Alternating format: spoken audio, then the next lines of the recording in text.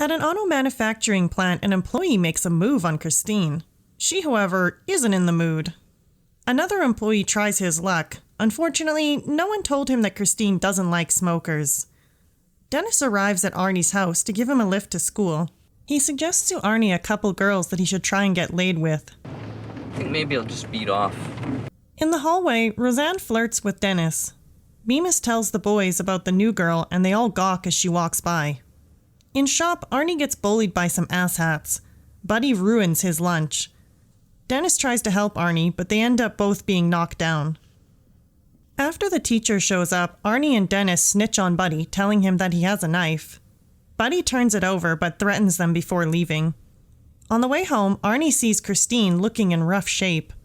The guys go over to look at her and Arnie is instantly enamored. The car's owner comes out, introducing Arnie to Christine. He tells him that his brother owned her but has since passed away. Arnie excitedly agrees to buy her for $250. Dennis tries to reason with Arnie but is unsuccessful. When Arnie tells his control freak parents about the car, they are not pleased. You could have consulted with us. You know, I've consulted with you about every damn thing I've ever done. Even Dennis gets blamed. And how could you have let him do this? I tried to talk him out of it, in fact. I doubt that you tried very hard. Ultimately, Arnie is told he is not allowed to keep the car at the house. So he brings Christine to an auto shop junkyard so she can stay there. The owner lays down some rules, including no smoking in the building. Arnie gets back home and immediately gets lectured more.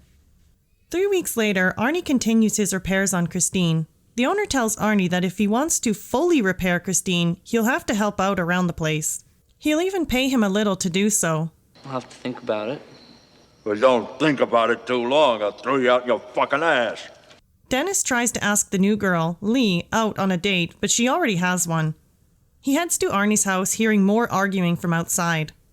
Arnie blows off his plans with Dennis and leaves while his mother continues nagging. She reveals to Dennis that the car's last owner commits suicide in the car by carbon monoxide poisoning. Dennis returns to the geezer that sold Arnie the car, telling him he knows what really happened to his brother. The old geezer tells Dennis about the obsession his brother had with Christine. He had a 5-year-old daughter choked to death in her. He wouldn't get rid of her. He goes on to tell Dennis that after he made his brother get rid of the car, it came back 3 weeks later. Dennis sneaks into the junkyard shop and tries to open Christine's door.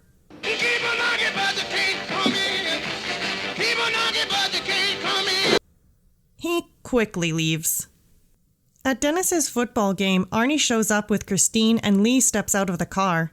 They start making out, distracting Dennis, causing him to fumble. Arnie visits Dennis at the hospital and he tells Arnie he won't be able to play football ever again. The boys chat about Arnie dating Lee and Arnie takes off with some ominous words. Has it ever occurred to you that part of being a parent is trying to kill your kids? Arnie and Lee make out at the drive-in theater. They start groping, but Lee isn't feeling it and leaves. Lee starts getting jealous over Christine, but is convinced to come back. Lee hits Christine, taunting Arnie. One of Christine's wiper blades suddenly stops working, and Arnie goes to fix it. Christine plays some romantic music and locks Lee in the car while she suddenly starts choking.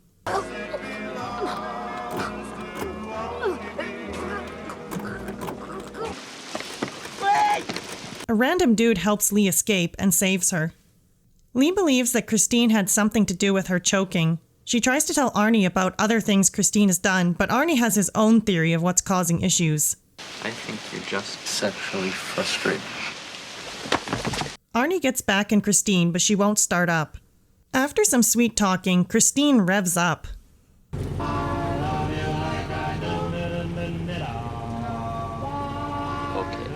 Arnie arrives back at the junkyard shop when suddenly his old bullies reappear, sneaking in after him.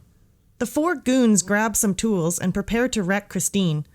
Buddy jumps on top of Christine and they all begin smashing her to pieces. While one of them tears up the seats, the radio randomly turns on again. Arnie and Lee go to the shop to get his wallet out of Christine. They see Christine smashed to bits. Lee tries to comfort Arnie. Don't touch me, shitter! Oh, this is just me. Get away from her! Get away from her! Arnie's mother tries to apologize about what happened. However, Arnie blames her for not allowing him to bring Christine home. When his parents offer to buy him a new car, Arnie isn't having any of it. Back at the shop, Arnie tells Christine they'll work together to make things better. He hears some strange noises, noticing she has repaired part of her engine. Christine then fully repairs herself.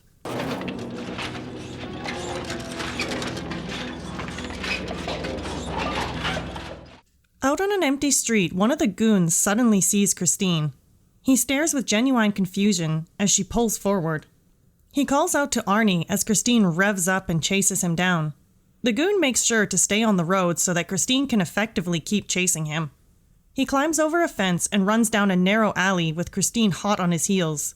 The goon finds the best corner he can put himself in, and Christine rams herself down the narrow entry and presumably kills him.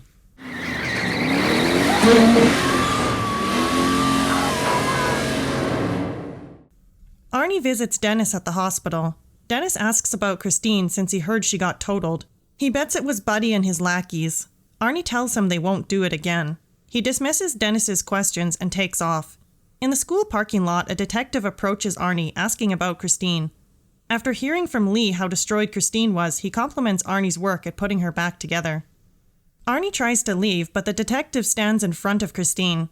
The detective is surprised that Arnie didn't report the damage done to Christine.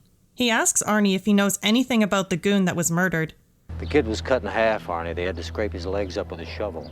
Well, isn't that what you're supposed to do with shit? Scrape it up with a little shovel?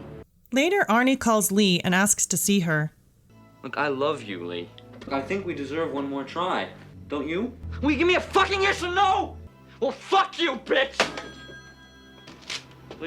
Lee? Needless to say, Arnie is a little confused. Buddy and one of his lackeys head out of a shop with some booze. On the road, they notice a car on their tail. After failing to get the car to rear-end him, he reverses into Christine. Buddy pulls into a gas station, jumping out of his car, throwing a tantrum. Some shithead's following me! Christine rams into Buddy's car, totaling it. She rams the car again, pushing it through a wall, crushing another goon. Gas starts gushing out of the car, and a flame spontaneously erupts, creating an explosion, killing the last goon. Christine emerges, completely engulfed in flames.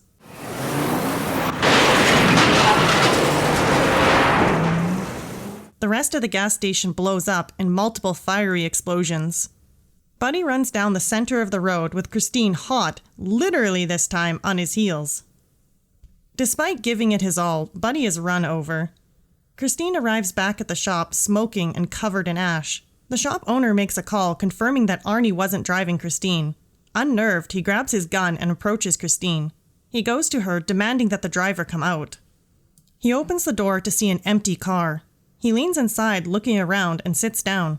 The radio suddenly turns on, and the door shuts, locking him inside. The seats click forward, crushing him against the steering wheel. That morning, the police surround the shop. Arnie runs in, asking what happened. The detective asks Arnie where he was last night. He tells Arnie that the geezer was found dead in Christine. He also tells him that Buddy and his crew are all dead too. Lee calls Dennis, asking to talk to him about Christine. She tells him that she thinks Arnie isn't himself and that the car is doing something. Dennis says he's going to talk to Arnie tonight, and they decide if the car won't let him, then they will destroy it. Lee leaves, and she sees Christine pull up outside of Dennis's house. So we got the old rust bucket tonight, huh? You wanna watch what you call my car? Arnie drives them down the quiet highway, drinking a beer, and he makes a toast. Death to the shitters of the world in 1979. Dennis tells Arnie that he's worried about what's going on with him and the car. Things get more intense as Arnie starts describing his love for Christine. You know, when someone believes in you, man, you can do anything, any fucking thing in the entire universe. And when you believe right back in that someone, then watch out, world, because nobody can stop you, then nobody, ever. They fly down the highway, going into the oncoming lane. Dennis writes a message on Christine and goes to the junkyard shop that night. Lee joins Dennis and they get into a track loader, preparing for Christine's arrival. Lee heads to the office so she can shut the garage door after Christine parks inside. Before she makes it to the office, Christine pulls out from some junk and tries to run her over. Christine gets stuck on another car and swings around. For some reason, Lee just stands around by the garage door. Christine tries to ram her from both sides. Now in shambles, Christine backs away. Dennis turns his vehicle around as it breaks down or something. Christine smashes into the office and Arnie comes flying out. He removes a large glass shard from his stomach and caresses Christine gently. Christine's lights dim as Arnie dies. Lee stands directly behind Christine and nearly gets run over.